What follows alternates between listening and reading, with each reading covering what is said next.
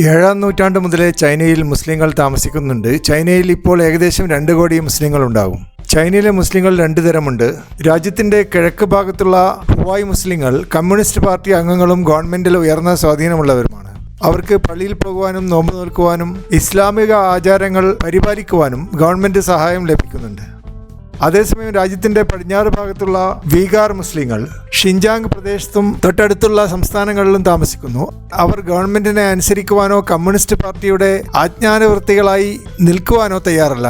അതുകൊണ്ട് ഗവൺമെന്റുമായി എപ്പോഴും പോരാട്ടത്തിലാണ് വീഗാർ മുസ്ലിങ്ങൾ.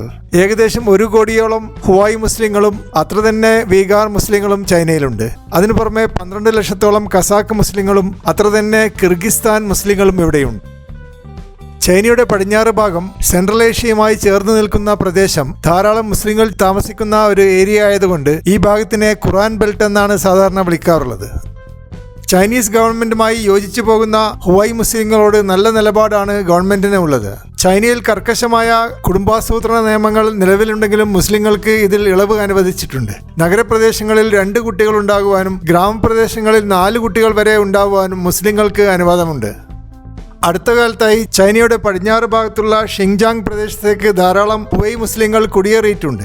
അതുകൊണ്ട് ഈ പ്രദേശത്ത് പരമ്പരാഗതമായി താമസിക്കുന്ന വീഗാർ മുസ്ലിങ്ങളുമായി സംഘർഷം തുടങ്ങിയിട്ടുണ്ട്. പുതുതായി വന്ന ഹുവൈ മുസ്ലിങ്ങളെ പുറത്താക്കുവാനും കൊലപ്പെടുത്തുവാനും വീഗാർ മുസ്ലിങ്ങൾ മുന്നോട്ട് വന്നിട്ടുണ്ട്. എന്നാൽ ഗവൺമെന്റിന്റെയും പട്ടാളത്തിന്റെയും പിൻബലം ഹുവൈ മുസ്ലിങ്ങൾക്കായതുകൊണ്ട് അവർ കൂടുതൽ കരുത്ത് കാണിക്കുന്നുമുണ്ട്.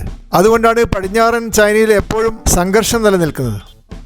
അതിനു പുറമെ പടിഞ്ഞാറൻ ചൈനയിലെ മുസ്ലിങ്ങൾ കൂടുതൽ റിലീജിയസ് ആയതുകൊണ്ട് അവരുടെ മതനിഷ്ഠ കുറയ്ക്കുവാനുള്ള ശ്രമങ്ങൾ ഗവൺമെന്റ് നടത്തുന്നുണ്ട്. പലരെയും വർഷങ്ങളോളം തടവിൽ വെക്കുകയും നിരീശ്വരവാദം പഠിപ്പിക്കുവാൻ ശ്രമിക്കുകയും ചെയ്യുന്നുണ്ട്. എങ്കിലും വീഗാർ മുസ്ലിങ്ങൾ വലിയ മതഭക്തിയുള്ളവരായതുകൊണ്ട് ഇത് അത്ര വിജയപ്രദമായി കാണുന്നില്ല.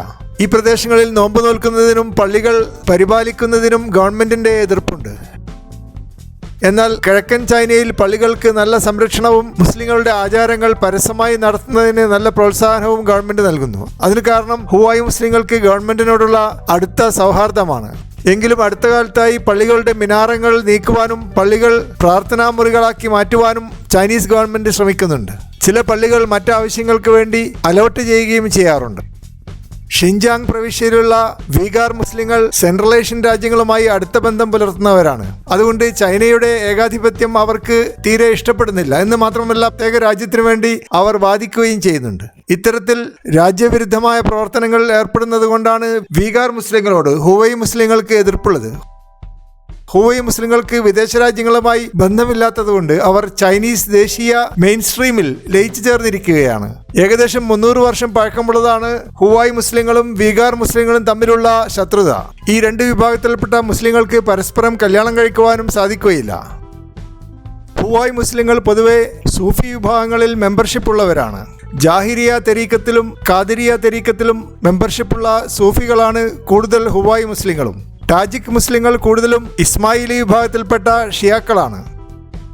ചൈനീസ് ഗവൺമെന്റുമായി സൗഹാർദ്ദത്തിലുള്ള മുസ്ലിം വിഭാഗങ്ങൾക്ക് ഹജ്ജിന് പോകുവാൻ അപേക്ഷിക്കാവുന്നതും ഒരു സംഘമായി ഹജ്ജിന് പോകാവുന്നതുമാണ്.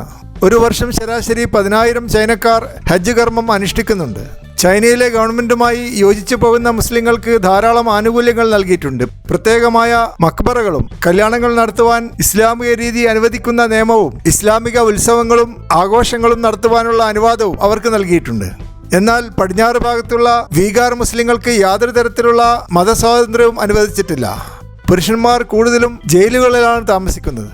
സ്ത്രീകൾ കൂടുതലും പാർട്ടിയുടെ കർക്കശമായ നിരീക്ഷണത്തിൽ മതപരമായ ആചാരങ്ങൾ അനുഷ്ഠിക്കുവാൻ പറ്റാതെ വിഷമിച്ചിരിക്കുകയാണ്. മദ്രസ വിദ്യാഭ്യാസവും പടിഞ്ഞാറൻ ചൈനയിൽ നിരോധിച്ചിട്ടുണ്ട്.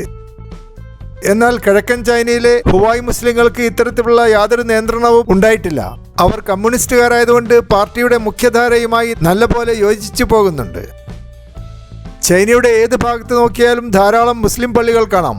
വാസ്തവത്തിൽ പുറമേ നിന്ന് കാണുന്നതിനേക്കാൾ കൂടുതൽ മുസ്ലിം പള്ളികൾ ചൈനയിലുണ്ട്.